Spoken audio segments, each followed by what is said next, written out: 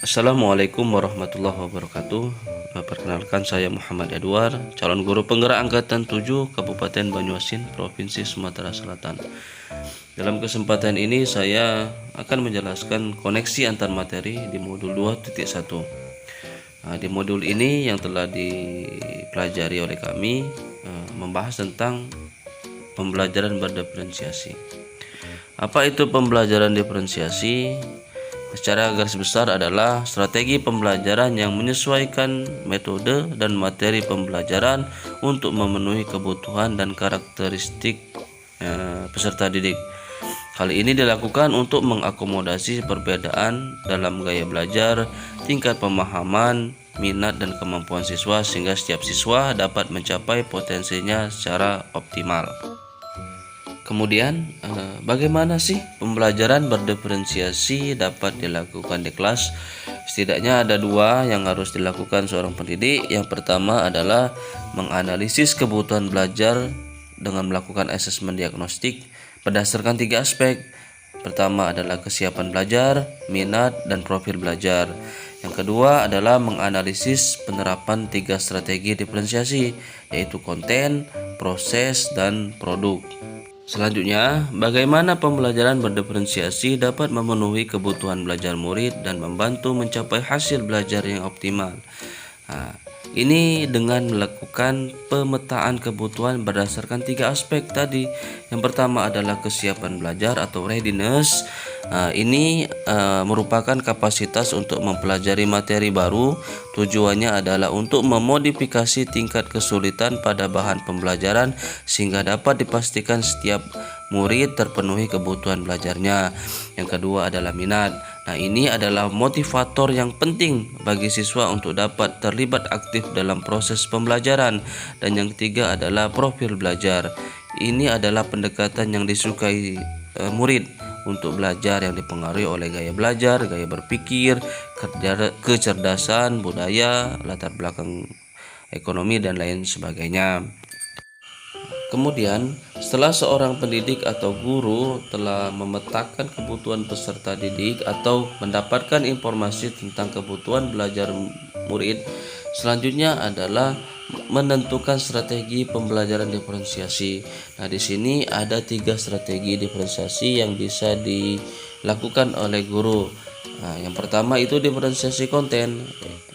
Ini berhubungan dengan apa yang diajarkan pada murid dengan mempertimbangkan pemetaan kebutuhan belajar murid, baik itu dalam aspek kesiapan belajar, aspek minat murid, dan aspek profil belajar murid atau kombinasi dari ketiganya. Dan strategi kedua yaitu diferensiasi proses.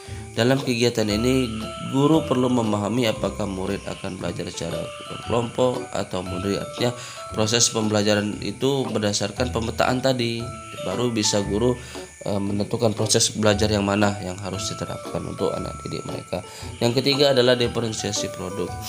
Diferensiasi produk adalah hasil pekerjaan atau unjuk kerja yang harus ditunjukkan pada guru.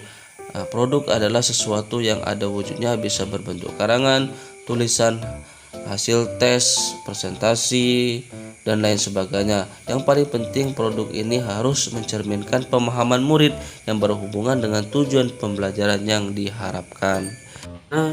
Hubungan pembelajaran berdiferensiasi dengan modul-modul sebelumnya di program pendidikan guru penggerak. Pembelajaran berdiferensiasi ini pada prinsipnya adalah bagaimana mengoptimalkan tumbuh kembang anak-anak melalui pembelajaran berdasarkan kebutuhan belajar murid. Ini sesuai dengan filosofi pendidikan Ki Wajar Dewantara yang menyatakan bahwa guru diharapkan mampu menuntun segala kodrat yang ada pada anak agar mereka dapat mencapai keselamatan dan kebahagiaan setinggi-tingginya, baik sebagai manusia maupun sebagai anggota masyarakat. Sehingga guru di sini adalah sebagai penuntun tumbuh kembang anak dengan memberikan layanan yang terbaik bagi anak-anak sesuai dengan kebutuhan dan potensi yang ada dalam diri mereka tanpa paksa. Kemudian pembelajaran berdiferensiasi ini mencerminkan juga nilai dan peran guru penggerak. Bagaimana menciptakan kegiatan pembelajaran berpihak pada murid dan mewujudkan kepemimpinan pada murid. Artinya di sini membantu siswa dalam belajar, mampu memunculkan motivasi untuk belajar, juga mendidik karakter baik di sekolah. Pembelajaran berdiferensiasi ini juga merupakan bagian dari visi guru penggerak. Artinya ketika melakukan pemetaan kebutuhan belajar didik secara tidak langsung, guru mencoba mencapai visi guru penggerak, bagaimana mewujudkan peserta didik yang terampil, cerdas, sesuai dengan karakter profil pelajar Pancasila. Karena guru berusaha menciptakan kegiatan pembelajar yang mendorong siswa untuk bergotong royong, kritis, kreatif, dan lain sebagainya. Nah, selanjutnya pembelajaran berdiferensiasi ini juga dapat memunculkan budaya positif. Dengan pembelajaran berdiferensiasi akan membentuk budaya positif dengan posisi kontrol guru sebagai manajer, di mana guru membantu membuat siswa merasa dihargai dan memiliki terikatan antara dirinya dengan guru dan teman di kelasnya, sehingga siswa merasa dirinya menjadi bagian dari kelas.